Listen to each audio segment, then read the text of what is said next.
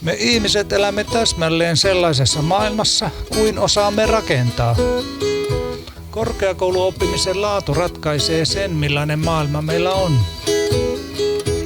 Hyvä oppiminen parantaa tulevaisuuden näkymiä. Huono oppiminen saattaa tuottaa todella pahoja onnettomuuksia, ennemmin tai myöhemmin.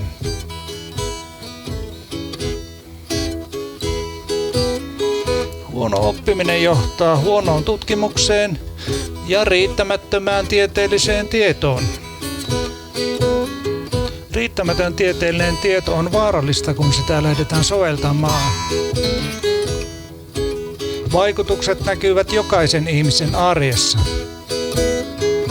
Hyvä oppimisen laatu heti alusta alkaen. Se on tieteen ja ihmiskunnan ainoa tulevaisuuden turva. Hyvää opetusta tarvitaan oppimisen laatua parantamaan.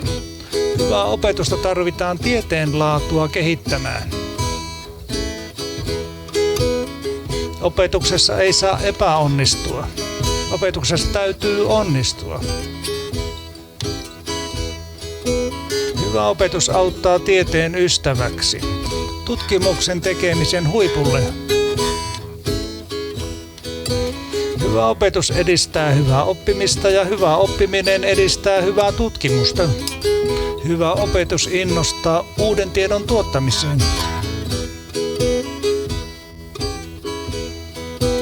Jos joku vielä väittää, että tutkimus on opetusta tärkeämpää tai että opetukseen käytetty aika on pois tutkimuksesta, hän syyllistyy argumentaatiovirheeseen, väärään vastakkainasetteluun.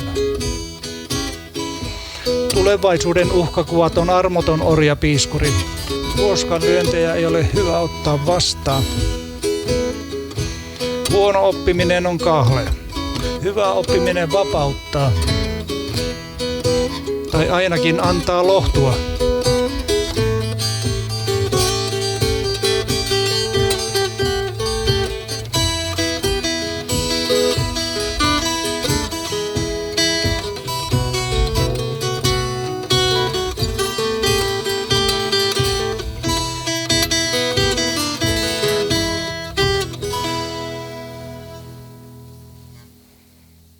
Oliko muuten vähän outo idea tämmönen Plues-luento?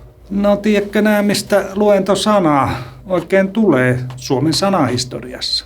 No mistähän? Siihen liittyy semmoisiakin merkityksiä kuin että loitsuta ja lukea itkuvirttä. No tuo on taas sitä sun ihan omaa etymologiaa. Ei välttämättä.